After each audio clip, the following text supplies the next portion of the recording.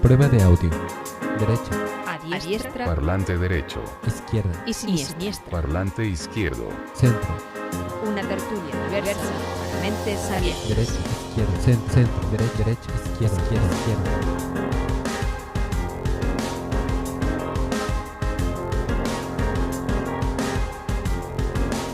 Hoy hablamos del barro, en el que chapotea y pelea el bipartidismo. Hablamos de los 3 asuntos que embarran al PP y al PSOE. El caso Koldo Ábalos, la gestión de Mazón y el caso que une a los dos partidos, el caso Ayuso y la imputación del fiscal general del Estado, que ayer tuvo 2 vueltas de tuerca. Un informe de la UCO que apunta al fiscal como origen de la filtración y unos mensajes del líder madrileño del PSOE, Juan Lobato, que apuntan a Moncloa. Y se incorpora por primera vez a esta tertulia una gran amiga, María Eugenia Rodríguez Palop, profesora de Derecho de la Universidad de Carlos III y hasta este mismo año eurodiputada y miembro de Sumar. Crudos días. Hola, muy crudos. Sí, vuelve también después de mucho tiempo otro querido compañero, Fernando Garea, adjunto al director del Español. ¿Qué tal, cómo estás? ¿Qué tal, Javier? Encantado. Y nos acompaña de nuevo Íñigo Sáez de Ugarte, el director adjunto de nuestro medio asociado, el diario.es, que informó en exclusiva del fraude a Hacienda de la pareja de la presidenta madrileña, el señor González Amador.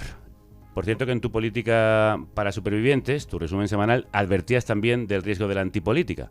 Íñigo y los demás, ¿teméis esta deriva, este descrédito unido al bipartidismo, sus guerras y sus tramas? Bueno, siempre hay que temerlo porque solo son críticas sin ninguna alternativa que se pueda casar bien en un sistema democrático, ¿no? Bueno, lo que ha ocurrido en Valencia, cuando las instituciones no hacen bien su trabajo, es normal que la gente pierda la confianza en esas instituciones, desde luego. La historia está en cuando es que la alternativa que presentas a eso, aparte de la furia y de la ira, no te lleva a ninguna parte. Bueno, tienes que esperar a que llegue la hora de votar los próximos 4 años. En algún momento puedes fortalecer todo lo que existe en la sociedad para hacer contrapeso al gobierno, presentar iniciativas, etcétera, pero no tiene soluciones inmediatas a corto plazo ni soluciones mágicas. Y la solución de la mano de hierro, que es una tentación permanente cuando las cosas van mal, pues es desde luego una tentación autoritaria que se supone deberíamos rechazar. Una tentación que están eligiendo cada vez más países. Recientemente, esta misma semana, los rumanos, contra todo pronóstico, dan la victoria a un partido de ultraderecha que ni siquiera hizo campaña en las calles, sino en las redes sociales. Bueno, es que las redes sociales son un nicho muy interesante para las derechas y la extrema derecha. Y además, como hay un empoderamiento en el anonimato, estimula enormemente la antipolítica, porque todo el mundo se siente capacitado para señalar con su dedo acusador a el que corresponda, ¿no? Y, todo el mundo cree que lo va a hacer mejor que el que está tomando decisiones, y lo que las redes estimulan es eso, y los ejércitos digitales de carácter revanchista, que es de lo que viven, entre otras cosas, la extrema derecha. Yo creo que la antipolítica es lógica, y lo comentaba muy bien Íñigo, es decir, es normal que la gente pierda la confianza en las instituciones en según qué contextos. El problema es el uso que se hace de la antipolítica. ¿Para qué? El antiestatismo de la extrema derecha, ese que tomó las calles en Valencia, va en una dirección muy clara, que es la sustitución del Estado por otras autoridades, no por la autoorganización ciudadana. Cuidado. Ellos no son, desde luego, amantes de la comuna ni de las asambleas. Ellos lo que quieren es sustituir la autoridad del Estado por otras autoridades, entre otras las del mercado, por ejemplo, es lo que Naomi Klein ha llamado el capitalismo del desastre. Después del hundimiento del Estado, del hundimiento de las instituciones, llega el mercado a ponerle solución. Y además la familia y otras autoridades de carácter moral o de carácter social, como pueden ser las iglesias. Es decir, que el paleolibertarismo, por ejemplo, es un movimiento que vincula claramente el libertarismo, esto es, el antiestatismo, con los valores reaccionarios. Esto es lo que quiere la extrema derecha. Perdona que te interrumpa un momento. Es posible que nos hayas conocido hace poco a través de este canal. Y que no sepas que este programa lo financian nuestros oyentes, los productores. Y tenemos el reto de conseguir 1000 productores más para ser más sostenibles. Entra en carnecruda.es, pincha en el banner más 1000 y haz tu donación. Te necesitamos para nuestro ejército de productores. Ya puedes seguir con el programa. Claro, pero es un riesgo cuando, como bien decíais, las instituciones no hacen bien su trabajo o da la sensación a la ciudadanía de que están fallando, y entonces son sustituidas por todas esas, digamos, liendres que están preparadas para chupar el sistema en cuanto puedan. Sí, lo que hace crecer y nacer esa antipolítica, ese antisistema, podríamos decir también, es cuando los ciudadanos sienten que la política tradicional o la política establecida o la política institucional no da respuesta a sus peticiones y a sus necesidades. Por ejemplo, el asunto de la vivienda creo que es un caso bastante claro de cómo los ciudadanos pueden percibir eso, y tú ponte a explicar si son competencias autonómicas, municipales o estatales. Es algo que el ciudadano no tiene por qué valorar, sino simplemente ve que esos partidos que son los que están gobernando no dan satisfacción a esas necesidades. De hecho, yo cuando se analiza este tipo de triunfos electorales como el de Trump, Bolsonaro en su momento, Milei, etcétera, me gusta no tanto ir a esa primera vuelta de los ciudadanos, lo simplifico, se han equivocado y han votado a un fascista, sino que han hecho el resto de partidos tan mal para que pueda ganar un tipo así. Y creo que a lo que hemos entrado al momento en el que a esas opciones que podríamos llamar fascistas abiertamente les votan ciudadanos que no creo que sean fascistas ni que se les puede tratar como tal, y es precisamente porque sienten que sus necesidades no han tenido satisfacción. Y luego hay otro aspecto también que me gustaría introducir, que es el tema de los medios, así en genérico y en simplificado, y cada uno que coja lo suyo, y qué responsabilidad tenemos, dicho en primera persona del plural, para que crezcan esas opciones y se produzca esa antipolítica. Entre otras muchas cosas, porque como apuntabais antes, ahora los políticos tienen comunicación directa con los ciudadanos.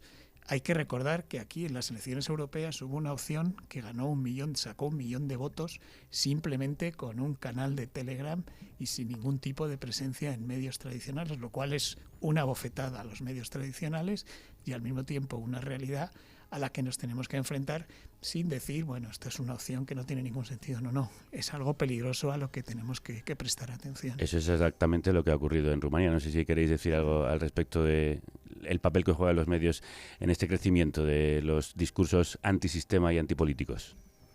Bueno, como cualquier organización o institución o organismo, los medios de comunicación tienen que hacer bien su trabajo, y si no lo hacen bien, pues eso tiene consecuencias en términos de pérdida de credibilidad, en términos que surjan alternativas, que algunas pueden estar bien y otras pueden ser horribles, peores que el peor de los medios, ¿no?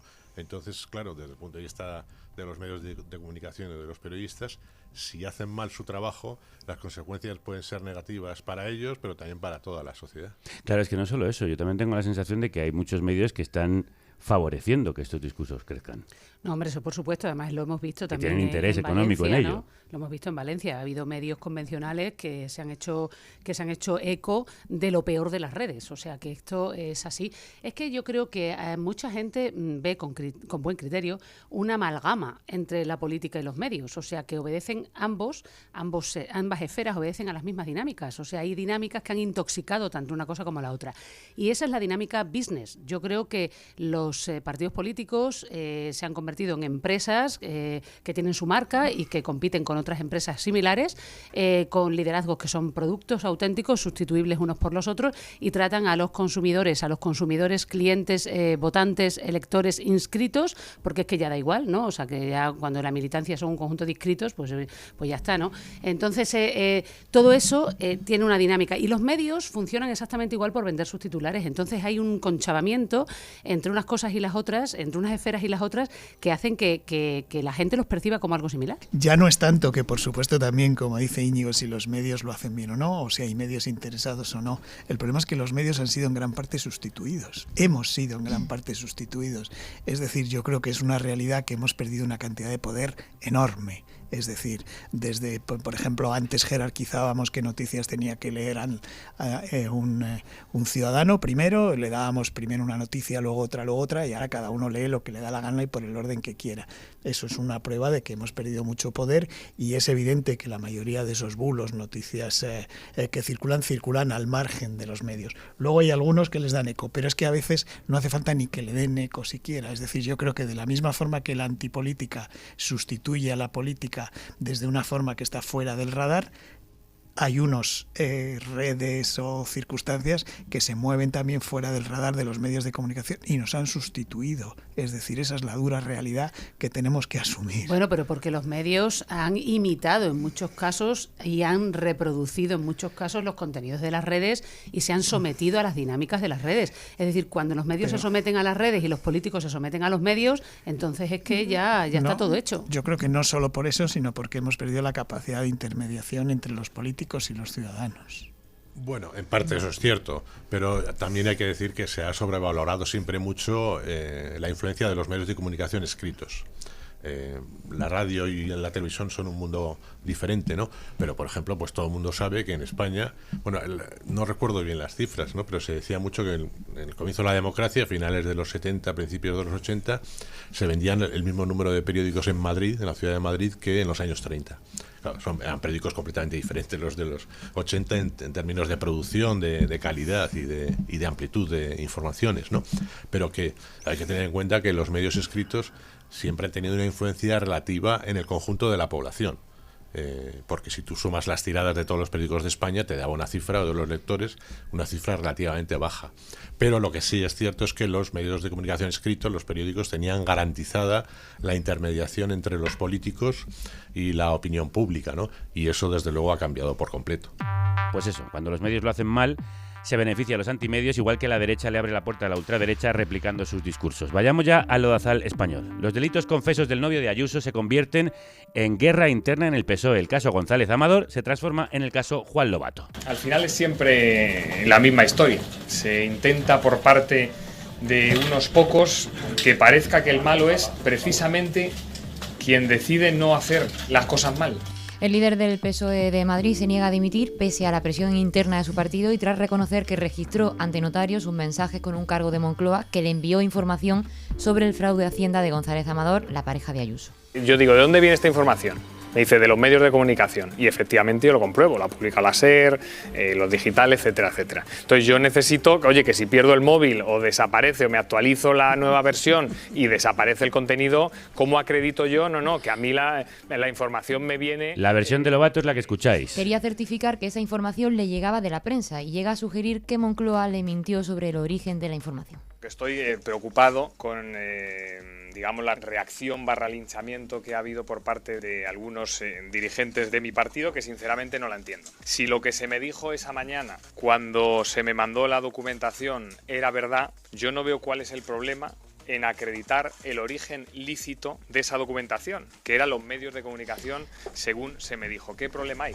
Yo no veo ningún problema. Ahora tendrá que explicarlo ante el juez del Supremo que investiga la supuesta filtración del correo en el que el novio de Ayuso reconocía un doble fraude fiscal ante la Fiscalía. Así que mientras se pospone de nuevo la declaración del novio de Ayuso, el defraudador confeso, lo que copa portadas es la supuesta filtración de su confesión a Hacienda. Sí, porque ayer la Guardia Civil presentó un informe sin pruebas concretas del origen de la filtración, pero en el que deduce que fue la Fiscalía quien filtró esos correos y que el fiscal general Álvaro García Ortiz tuvo un papel preeminente. La tesis del Supremo es que los miembros del PSOE maniobraron para difundir los correos del novio de Ayuso, algo en lo que está muy de acuerdo la propia presidenta madrileña. Eso es todo lo que estamos viendo, una utilización de los poderes del Estado cometiendo todo tipo de ilegalidades para intentar destruir al adversario. Eso en cualquier país democrático hace caer al gobierno entero.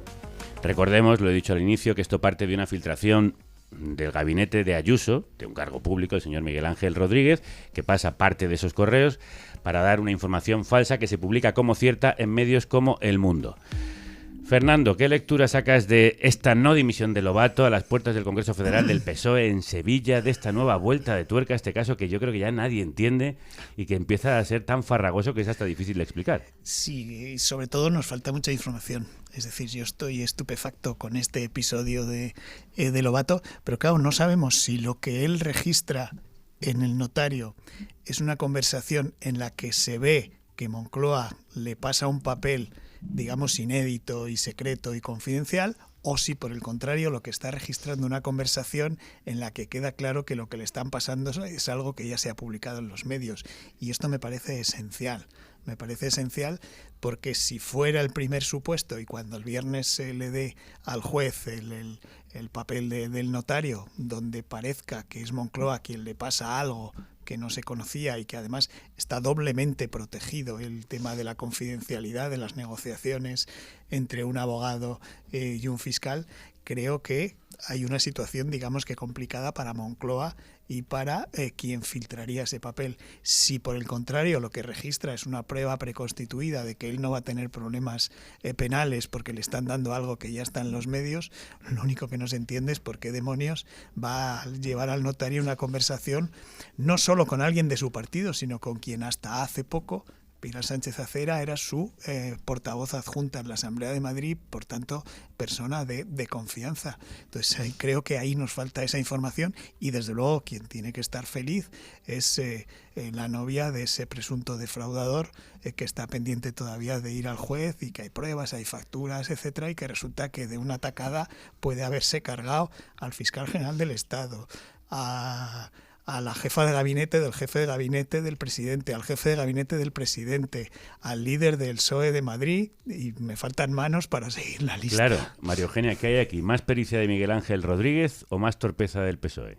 Hombre, yo no sé si Lobato en concreto es muy torpe o más bien es muy listo, ¿no? Me quedo un poco con la duda, porque el hecho de ir a la notaría lo que a mí me indica es o bien que tiene una desconfianza absoluta en su propio partido o bien que tiene unas sospechas fundadas sobre su propio partido. O sea, solamente esas dos cosas.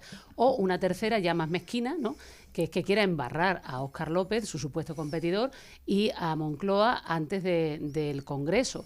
Esto tampoco lo descarto, lamentablemente, porque, claro, siendo la Federación Socialista como es y llevando la deriva que tiene y conociendo además los antecedentes de Lobato y su enemistad manifiesta con Sánchez, bueno, pues entonces esta tercera posibilidad también me la planteo. Lo cierto es que, como ha dicho Fernando, aquí hay una clara ganadora o un claro ganador, ¿no?, y todo lo demás pues está enrevesado, ¿no?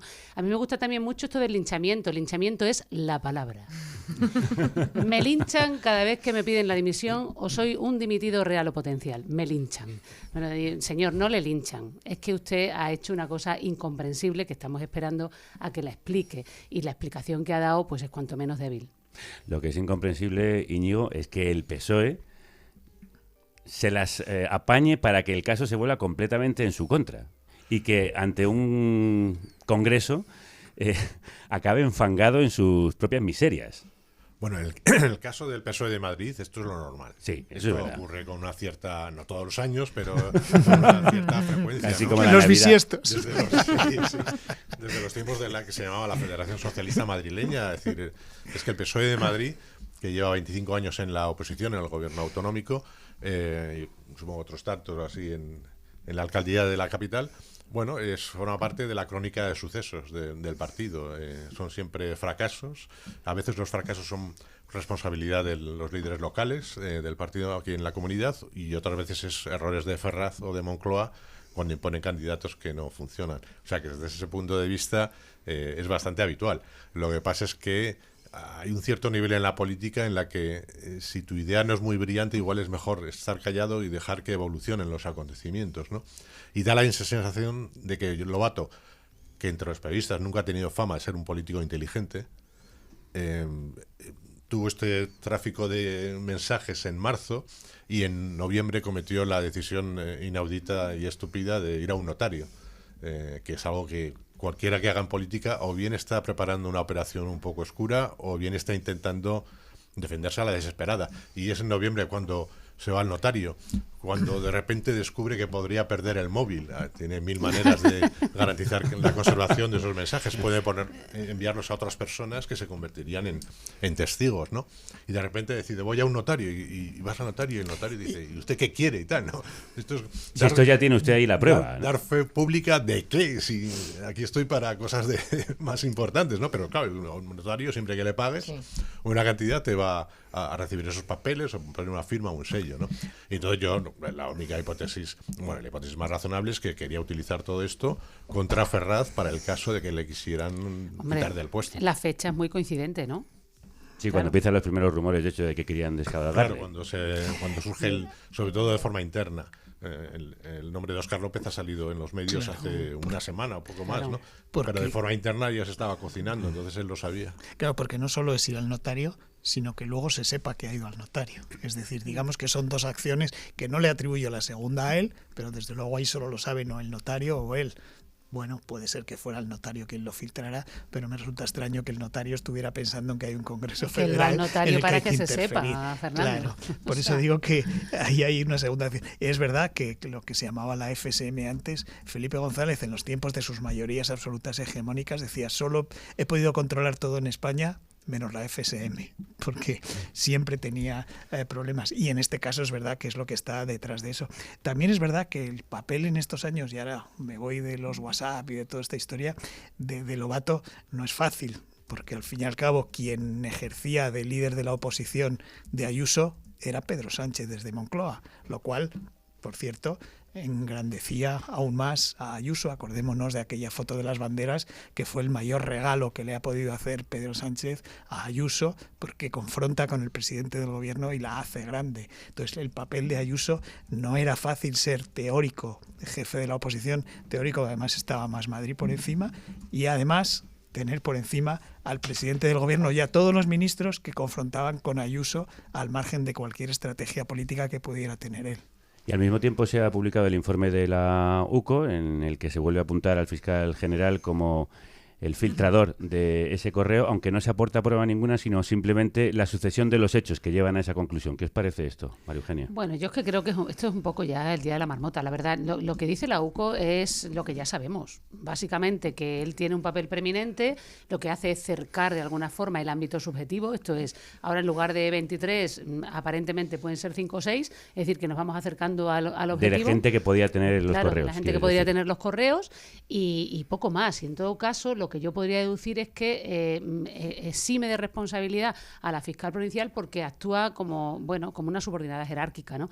Yo es que lo único que deduzco de ahí, de lo que he sabido, es eso. No veo que sea un gran descubrimiento lo que ha hecho la UCO, la verdad, de momento, ¿eh? ¿Pero crees que el fiscal general puede acabar teniendo que dejar el cargo precisamente por este caso? De momento no parece que quiere, tampoco le han pedido que lo deje. O sea que me refiero que el juez no considera que deba abandonar.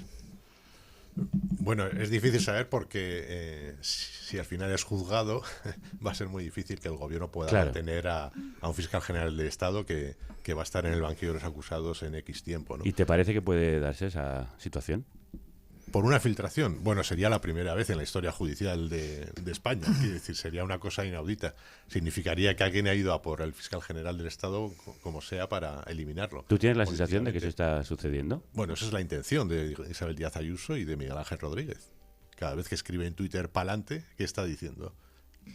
Pues que todo este proceso judicial va a ir adelante hasta el final, hasta cargarse al fiscal general del Estado. Es una operación política, es evidente. Lo que pasa es que en el análisis de los hechos, un magistrado puede decidir que hay indicios de que el fiscal general del Estado cometió un delito, ¿no? Y entonces eso le llevaría a juicio. Y entonces a partir de ahí la situación ya es insostenible en esa hipótesis para el gobierno. Fernando. Bueno, lo primero que me parece curioso es esto de los informes de la UCO. Es decir, si es a favor de los míos, me parece que es muy serio y que lo de la UCO hay que tenerlo en cuenta. Si sirve, por ejemplo, no sé, se me ocurre, para exculpar a Begoña Gómez, la UCO lo dice en 2 informes. Ahora, si sirve el informe de la UCO para apuntar a uno, entre comillas, de los míos, qué horror, no hay que hacer caso a la UCO porque no presenta pruebas y además no es función de la Guardia Civil o de la policía en el caso de la UDF. Yo creo que eso ya me parece gracioso y además depende del equipo en el que juegues, te parece una cosa o te parece otra. A partir de ahí, a mí me parece desproporcionado el procedimiento contra el fiscal general del Estado, me parece desproporcionado, aunque hay que tener en cuenta un factor que yo decía antes y que a veces se nos olvida, y es la protección especial que da la ley, con razón, de las conversaciones confidenciales entre un abogado y la Fiscalía negociando. De hecho, en un procedimiento, y lo sabe mejor María Eugenia, que es del gremio y yo no, en un procedimiento judicial, aunque se tenga conocimiento de que se han producido esas negociaciones, el juez o el tribunal no tiene que tener en cuenta eso como una confesión o una admisión de que se comete un delito. Por tanto, está súper protegido eso. Y una vez que he dicho que es desproporcionado, creo que es muy inconveniente, y lo siento muchísimo también en lo personal, pero creo que es muy inconveniente que se mantenga como fiscal general del Estado alguien que está imputado en el Tribunal Supremo. ¿Por qué? Porque aunque al final, pueda ser una operación, maniobra política. Sí, porque ¿quién decide que es una operación?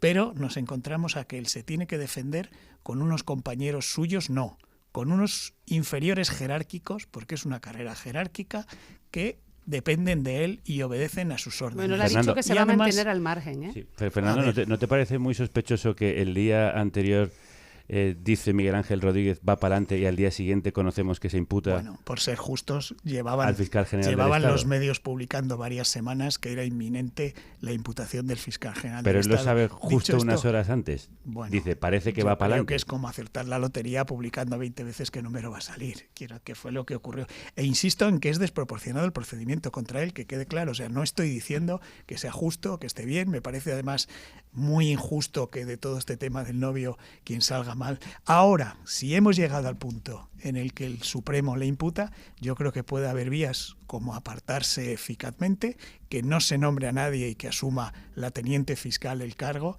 temporalmente, en tanto se resuelve el tema y que luego pueda ser nombrado otra vez. Pero me parece que no es conveniente que él se defienda por una sencilla razón, y es que como imputado tiene derecho a mentir. Como fiscal general del Estado no debe mentir. Claro, pero al mismo tiempo te parece desproporcionado que se le impute, pero proporcionado que dimita por una imputación que te parece desproporcionada. Necesario, me parece necesario en un Estado de Derecho porque, insisto, un fiscal general del Estado no debe mentir. Pero, sin embargo, quien ocupa el cargo porque está imputado tiene derecho a mentir. Eso provoca un conflicto de intereses que me parece tremendo. María Eugenia. No, yo solamente decir, yo no estoy de acuerdo con este tema de que deba dimitir, porque, entre otras cosas, creo que eso presupone un estado de cosas que no es real. Es decir, que en la teoría, en la Facultad de Derecho, en un aula, yo diría siempre que debería dimitir, pero es que no estamos en un aula, estamos en un estado, digamos, bastante defectuoso desde el punto de vista de las garantías jurídicas, y creo que eso hay que tenerlo en consideración, porque esos son los hechos. Entonces no creo que deba dimitir. En relación a la UCO, y por si acaso antes se me ha interpretado mal, yo no lo digo, obvio.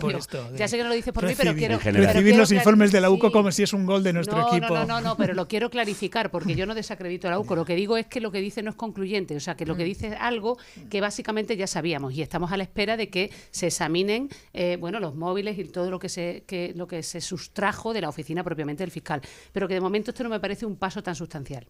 Bueno, pues la torpeza del PSOE y la pericia de... Perdón. Los informes policiales hay que tener en cuenta una cosa, y es que son la materia prima, no la única, pero es la materia prima para que el juez de instrucción tome las decisiones que deba tomar. Quiere decir, los informes policiales no prueban nada, incluyen indicios. De hecho, hemos visto algunos pruebas, de cuidado que luego han quedado en nada porque hay informes policiales de la UCO, claro. con el tema de la pandemia y la utilización de técnicas de desinformación para acusar a miembros del gobierno de que podrían... Ese informe era hilarante, vamos, que tenía incluso capturas de programas de Antena 3, como si eso fuera una prueba. Hay informes policiales terribles y hay informes policiales muy buenos. Esto ya depende de cada uno, ¿no? Hombre, los informes policiales que no encuentran ninguna prueba en una instrucción tienen mucho peso, porque entonces el juez de instrucción no tiene nada. Entonces, bueno, será lo que él encuentre. Y los jueces de instrucción no son como en las películas, no son grandes investigadores. Necesitan que la policía, la Guardia Civil, encuentre indicios que pueda utilizar él en su investigación judicial, en definitiva. Los informes policiales que acusan, bueno, cuando llegue el juicio, si llega, esos informes policiales no valen nada. Es decir, lo que cuenta es la instrucción judicial, las decisiones que tome el juez instructor. Pues por si tenía poco fango el PSOE, vamos con el siguiente caso, el caso que empezó siendo Koldo, después Ábalos, y que ahora podría convertirse, si el PP empuja lo suficiente, en el caso Sánchez. Señor presidente, me ha llamado delincuente y personaje. Este señor tiene que saber que él es mitómano, vale, y tiene Alzheimer. Porque cuando le preguntaron por 2 veces, una en el Congreso y otra en Portugal, que sí me conocía, no contestó. Y de repente cuando sale una foto mía, ya sí me conoce diciendo que no sabe que es una foto que se hace con cualquiera. No, las fotos que se hace con cualquiera se las hace en la calle, no en zonas privadas, ¿vale? Eso una. Y 2, como tantas pruebas quiere, Que no se preocupe el señor Sánchez, que va a tener pruebas. El pasado jueves, el empresario Víctor de Aldama, epicentro de la trama de corrupción que se investiga como caso Coldo, declaró que pagó 250.000 euros en comisiones al exministro José Luis Ábalos y 100.000 a Coldo García, el intermediario que da nombre a la causa. Recordemos que el empresario estaba en prisión provisional por un presunto fraude de 182 millones a través de empresas pantalla dedicadas a la compraventa de carburantes en el conocido como caso de los hidrocarburos. Pero pidió declarar voluntariamente en la segunda causa que se le imputa, el caso Coldo, sobre mordida en contratos públicos de mascarillas. Aldama quedó en libertad tras esa declaración, a pesar de que era una causa distinta a la que le mantenía en prisión provisional. Y provocó un auténtico terremoto en el PSOE, sus socios y la oposición. Esa foto se hace en un sitio reservado, en el que solamente estamos el presidente, Coldo y yo, en el que el presidente me dice, palabras textuales, gracias por lo que estás haciendo, me tienen informado.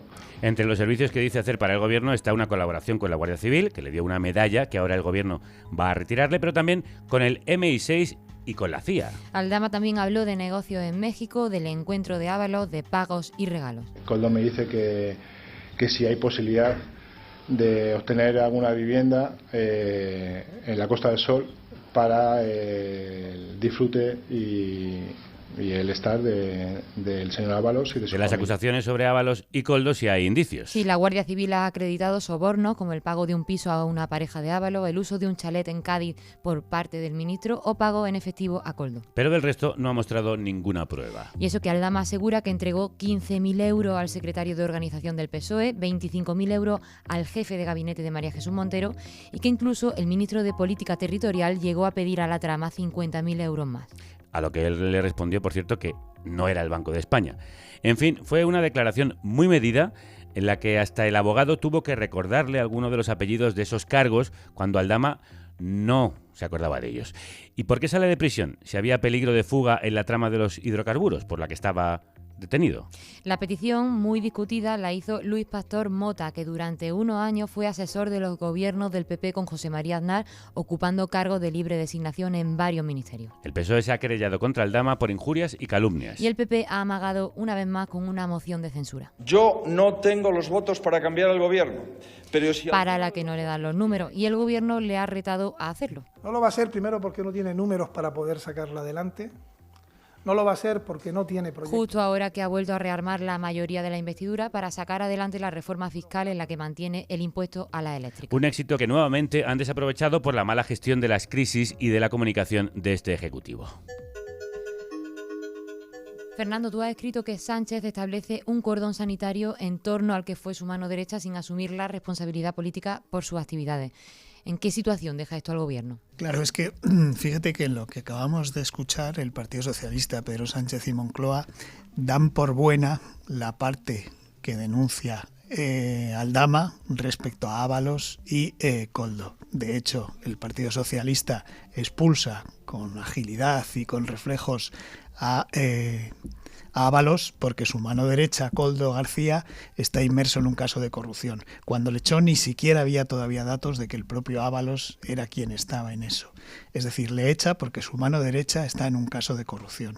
La pregunta es, una vez que se sabe que Ábalos es también un presunto corrupto, según hemos visto, y que recibió dinero, etcétera, ¿quién paga la responsabilidad política de que la mano derecha del presidente del gobierno en el partido y el gobierno sea un corrupto? Yo creo que esa regla de tres es lo que está flotando en el aire y me parece importante. Es decir, el Partido Socialista pretende que, liberándose de eso, queda exculpado de todo tipo de responsabilidad política y a mí me parece que como mínimo es dudoso. A partir de ahí, Aldama obviamente tendrá que demostrar estas acusaciones que no puede dejar en el aire sin probar. Por supuesto, mi simpatía hacia él tiende a cero, como es obvio, pero hay un argumento que sí me gustaría discutir, que es esto que habitualmente se dice, esto de es la versión de un delincuente. Está por ver que de un caso de corrupción o de un escándalo de este tipo, quien confiese y cuente cosas sea una monja de clausura. Normalmente suele ser alguien que está implicado en ello y que se termina dando la vuelta. Y eso lo hemos visto en el caso Gal, en el caso Filesa, en el caso Gürtel. Los que somos mayores, que hemos cubierto muchos casos de este tipo, siempre se terminan todos dando la vuelta, pactando y contando cosas de lo que ha ocurrido en esos casos. También en el caso Gürtel sirvió. Luego, ojo con eso de desacreditar, porque es la opinión de un delincuente que se está defendiendo. Se decía mucho con Bárcenas, al que se llegó a llamar este señor del que usted me habla, pero en ese caso estaban los papeles que acreditaban la contabilidad. Ahora Aldama habla de dar sobres por aquí y por allá, pero claro, no hay nada. Estamos todavía, que yo no estoy diciendo si tiene razón o no, digo no desacreditar solo por eso. Sí que hay que exigirle esas pruebas. Hay una versión que circula, que no sé si es verdad, y es que las pruebas están en los dispositivos que todavía quedan por analizar, que le incautaron a él, que es donde se supone que están, de los que ya tendría conocimiento la famosa UCO y quizá la Fiscalía Anticorrupción, y por eso está en fase de llegar a un acuerdo con la Fiscalía Anticorrupción. María Eugenia, ahora mismo la vicepresidenta María Jesús Montero está compareciendo en la Comisión de Investigación del caso Koldo en el Senado. ¿Cómo crees tú que deja esto al gobierno de coalición y especialmente al PSOE? Bueno, a ver, yo creo que es bastante evidente que existe un caso Ábalos-Koldo, esto ya está bastante claro. Que hacen falta explicaciones, yo creo que también hay que darlas y no se han dado de forma suficientemente sólida y convincente. Esto yo lo veo también bastante claro. Ahora lo que veo bastante confuso es que esto se convierta en un caso Sánchez o que esto puede intoxicar a todo el gobierno como pretende Aldama. Estoy de acuerdo con Fernando en que no se puede desacreditar a alguien simplemente porque sea o un delincuente o un imputado o X. O sea, yo creo que las declaraciones hay que tomárselas en serio. Otra cosa es que esta discusión acerca de la foto a mí, pues me deje bastante fría, ¿no? Me parece que es medio infantil, ¿no? Yo estaba en aquella foto, no, él me la pidió a mí, no, yo se la pedí a él. Mire, de verdad, señor, no va de esto, ¿no? O sea, pero bueno, esta cuestión de las mordidas, los sobres, bueno, habrá que ver qué pasa ahí. A mí lo que me parece más escandaloso de todo, fíjate ahora mismo respecto de Aldama, es que esté en libertad. Eso me parece, me ha dejado alucinada. O sea, que el fiscal lo haya dejado en libertad por una supuesta colaboración con un caso que no es el caso por el que estaba en prisión. Bueno, es que claro, esto a mí me hace dudar sobre ¿Es normal ese tipo de cambalaches en la justicia? Hombre, usted me colabora en esto y entonces yo pues le rebajo la pena o le doy algún tipo de favor. Es normal que haya cambalaches en la justicia, sí que lo es, pero que porque tú declares o estés dispuesto a colaborar en un caso, se te ponga en libertad respecto de una prisión preventiva que estabas cumpliendo por otro caso distinto, me deja perpleja, la verdad. Porque bueno, además dicen que no se reduce el riesgo de fuga. Exacto, es que además hay un riesgo de fuga que es evidente. Iñigo, ¿qué piensas tú de esa puesta en libertad? Bueno, ha ocurrido muchas veces. Ha ocurrido en la Audiencia Nacional. Bueno, si hay niños escuchando este programa, que se aparten para que no pierdan la fe en la justicia. Y la inocencia. Pero eso, y la inocencia.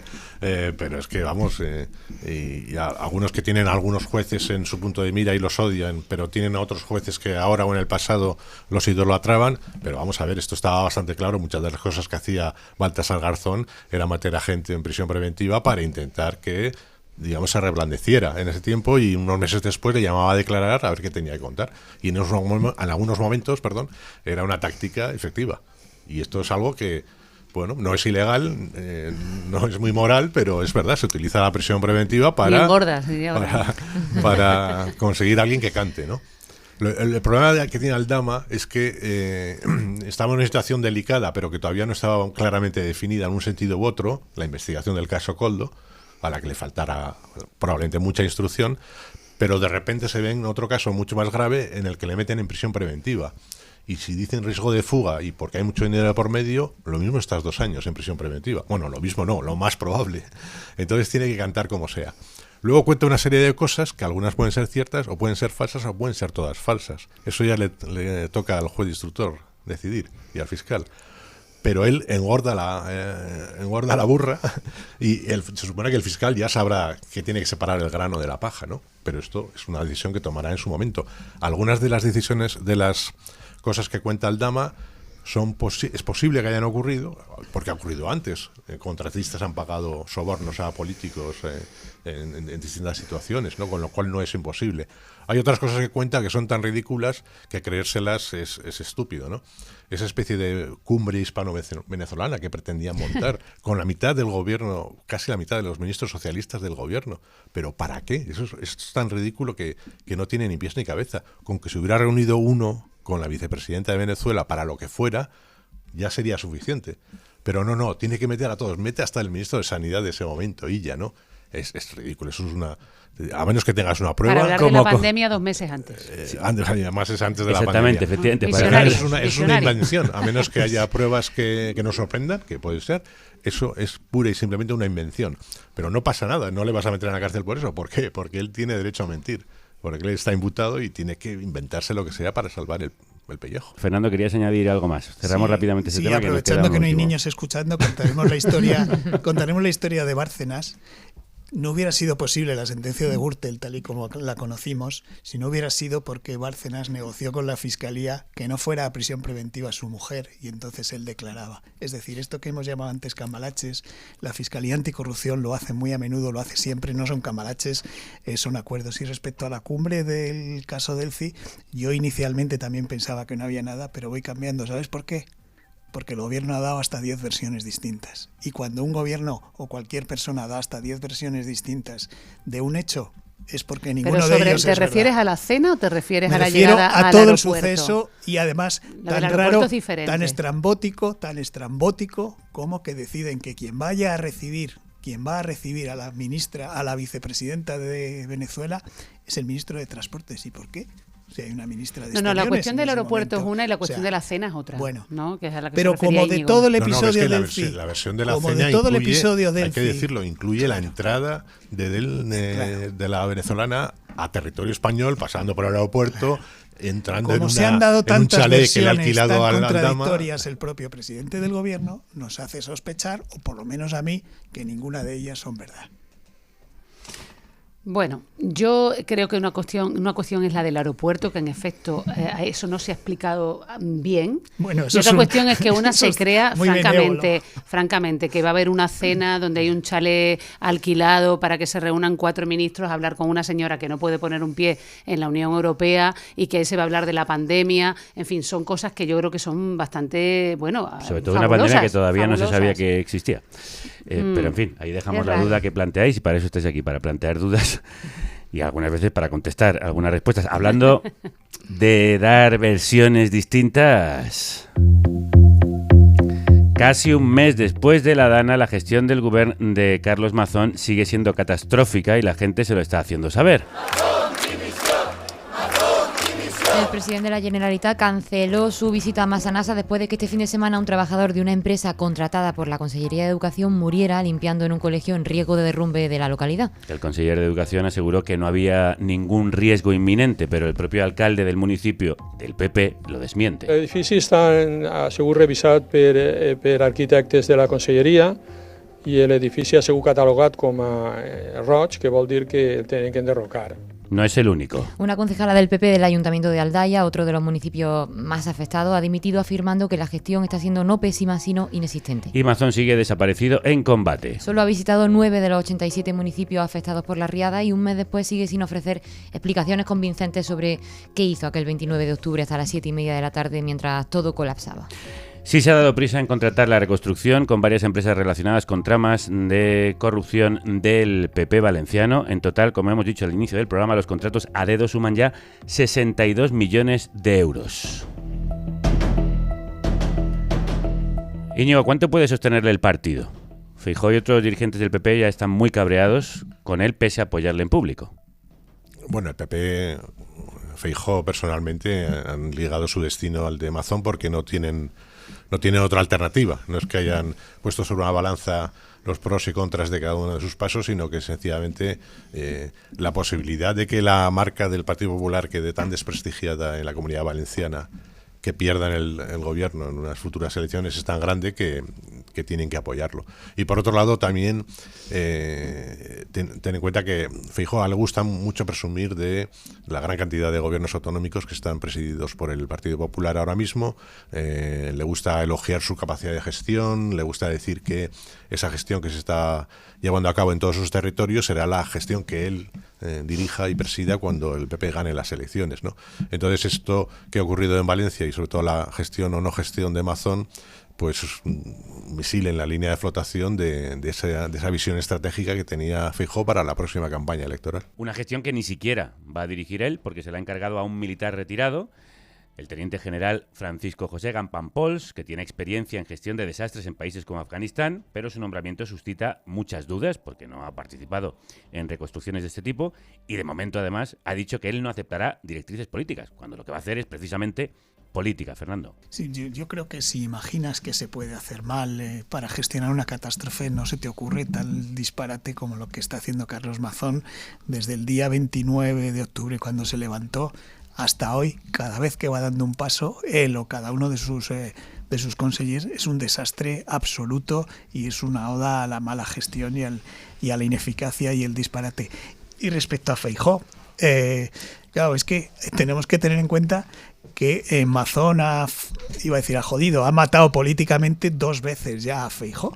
Una, cuando antes del 23 de julio aceleró el acuerdo con Vox en la Comunidad Valenciana, cuando la estrategia era posponerlo a las elecciones generales. Yo creo, y desde luego Feijóo lo cree firmemente, que ese pacto que se precipitó en Valencia le hizo perder la mayoría suficiente en las elecciones de julio, si no ahora Feijóo estaría probablemente en la Moncloa. Y 2, ahora, porque como bien decía Íñigo, el discurso de la eficacia del Partido Popular lo tira por tierra las barbaridades que ha hecho Mazón una tras otra, incluido lo del militar, que yo no lo entiendo, sinceramente. No sé qué aporta que sea un militar, como si prestigio, es un farmacéutico. Prestigio. Bueno, lo que no tiene él. Y al mismo tiempo te dice: no voy a aceptar directrices políticas. Oiga, usted está en un cargo político, que una de las cosas que tendrá que hacer es comparecer en las Cortes valencianas a dar cuenta y a someterse a control parlamentario, como no puede ser de otra manera. Ejerciendo como civil, no como militar. También Claro. hay que recordarlo. No es un señor con un uniforme puesto, es un político. Pero En este es momento que era un es- cargo político. Y otra cosa más, barbaridades las que ha hecho el PP para intentar que Teresa Rivera no fuera comisaria europea. Finalmente no lo ha conseguido. Pero para lograr el cargo ha habido que pactar con la ultraderecha de Meloni. Otra vez la antipolítica abriéndose camino cuando falla la política. Te iba a decir que la cuestión del militar, yo sí la entiendo perfectamente. Es que él gana prestigio colocando a este militar y el militar gana prestigio diciendo que no se va a someter a él. Es decir, que a mí me parece perfecto. Es que gana credibilidad precisamente cuando dice: no me voy a someter a directrices políticas de quién, de este señor. O sea, pues todos contentos y muchísimo más tranquilos. Es que ha sido tan desastroso y sigue siendo tan desastroso que resulta increíble. En cuanto a Feijóo, es evidente que va, digamos, perdiendo puntos a gran velocidad, que no controla los suyos, ni controla a Ayuso, ni controla a Mazón, ¿no? Y en ese contexto, lo de la moción de censura es que a mí me ha parecido esperpéntico, ¿no? O sea, no ha podido elegir peor momento para plantear una moción de censura, ¿no? En relación a la cuestión de Rivera, ahí hay que hacer una lectura interesante, ¿no? El modo en el que Feijóo intenta aprovecharse de la tensión que hay entre Weber y von der Leyen para llevar las cuestiones españolas a, una vez más, porque esto lo ha hecho a lo largo de toda la legislatura anterior, cuando yo he sido eurodiputada, bueno, son incontables los casos, ¿no?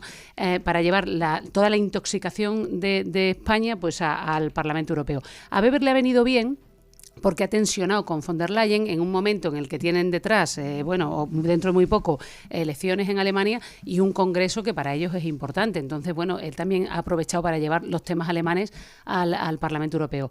Le ha dado un tiempo de una semana, ¿no?, a Feijóo para que un poquito se tomara respiro, o se oxigenara, pero en ningún momento ha estado sobre la mesa que cayera Rivera. En ningún momento. Eso es así. Weber no es un perturbado. Me refiero que en el Parlamento Europeo... Como si parece ser a veces Feijóo. Me refiero que... No, claro, o sea, que decir que en el Parlamento Europeo hay una gran pluralidad de seres humanos y de ideologías, hay tensiones, pero de verdad no se deriva en niveles de irracionalidad. Vamos a preguntarle a quienes más sufren lo que ha ocurrido en Valencia y esta incompetencia por parte del presidente valenciano. Nos acompaña hoy un productor que ha venido desde Valencia solo a vernos. Vicent, ¿qué tal? ¿Cómo estás? ¿Qué tal? Crudos días. Crudos días. Encantados de verte. ¿Cómo va la cosa por allí? Pues bueno, allí seguimos trabajando, que hay mucho trabajo por hacer. Y seguimos trabajando. Cada vez hay menos faena de bombero. ¿Tú eres bombero? Sí, yo soy bombero profesional del consorcio, que digamos es la entidad de emergencias que ha guiado o que ha coordinado todos los trabajos. Yo soy bombero de base, yo me dedico a sacar agua, a sacar barro, a ayudar a personas, no coordino nada ni nada por el estilo. Pero bueno, desde abajo tenemos sensaciones de que desde arriba hay cosas que no se hacen bien, a veces porque no se pueden, porque entiendo que gestionar una catástrofe así no debe ser fácil, a veces porque hay otros intereses, creo. Y al final a nosotros, que somos los que estamos y los que queremos estar con la gente, ayudar a la gente, que además es nuestro trabajo, se nos paga por eso, pues lo pasamos regular, por no decir mal, a veces porque nos cuesta no poder hacer cosas que creemos que se deben de hacer y que no podemos hacerlas por falta de medios, por falta de permisos, por falta de coordinación o no sé. ¿A qué cosas te estás refiriendo?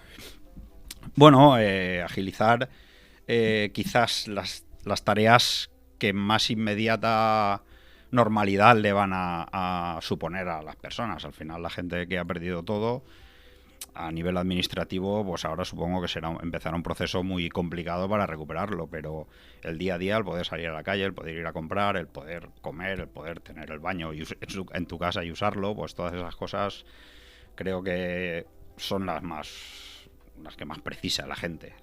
Yo, si fuera ciudadano y viviera en una calle de esas, lo que más querría es volver a mi vida más o menos cotidiana.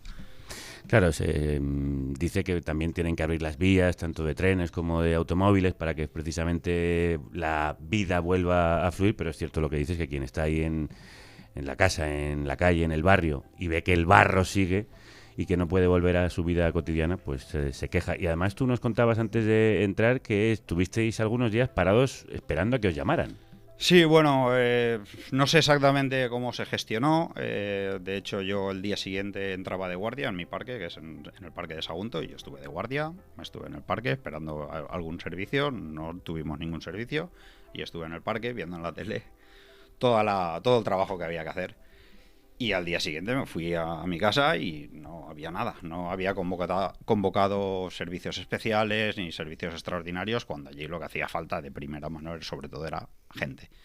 Y entiendo que los voluntarios han hecho mucha faena, pero entiendo que gente especializada, que somos nosotros, al final no somos especialistas en nada, pero hacemos muchas cosas y tenemos más o menos más medios que el ciudadano de a pie, pues tenemos muchas cosas que hacer y podemos hacer muchas cosas. Y sobre todo, que es una cosa que yo creo que muchas veces olvidamos, incluso nosotros, el hecho de que la gente que está allí sea consciente de que hay alguien que sabe que está así. Porque a mí me ha ocurrido, yo tengo amigos que viven en esa zona, me ha ocurrido que gente me ha dicho, es que en una semana no he visto a nadie de uniforme, de ningún tipo. O he visto a un soldado de la UME.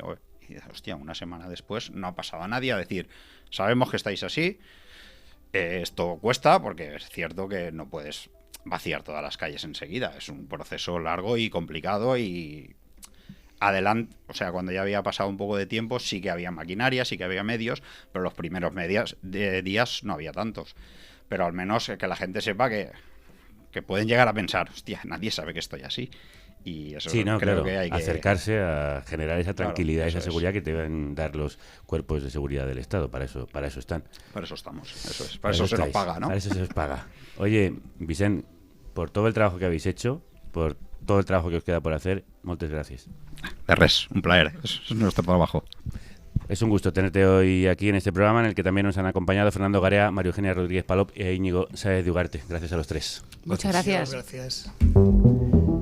Y sumidos en este lodazal político, corremos el riesgo de olvidar mirar a otros países donde las últimas novedades electorales dejan malas noticias para las personas migrantes o las mujeres. La victoria de Donald Trump en Estados Unidos ha hecho temblar a muchas que temen retroceso en sus derechos conquistados hace medio siglo. Corre el año 1969 en Estados Unidos. Una mujer de 22 años, conocida como Jane Roe, se queda embarazada de su tercer hijo. Los dos primeros los dio en adopción. Esta vez no quiere tener ese tercer hijo, quiere abortar. Pero Roe vive en Texas, donde el aborto es ilegal, excepto en el caso de riesgo de muerte para la madre. Sin embargo, Roe no se amedrenta y decide luchar contra todo un estado. Recurre a 2 abogadas que presentan una demanda contra el fiscal del distrito local, Henry Wade.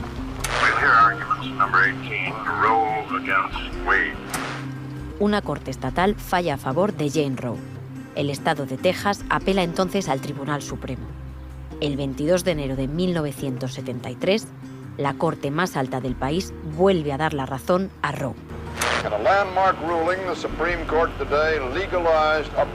El Tribunal Supremo legaliza así los abortos en todo el país. Casi 50 años después, el país emprende el camino de vuelta. ¿Quién dijo miedo? Es el podcast de Amnistía Internacional que recoge historias de activismo y lucha en todo el mundo. Y en el 6º episodio de su segunda temporada se centran en los derechos reproductivos de las mujeres en Estados Unidos. Este viernes podréis escuchar en el canal de Carne Cruda este capítulo, Aborto, la fragilidad de un derecho. No os lo perdáis. Si te ha gustado este contenido, necesitamos 1000 productores más para hacerlo posible. Entra en carnecruda.es, pincha en el banner más 1000 y haz tu donación.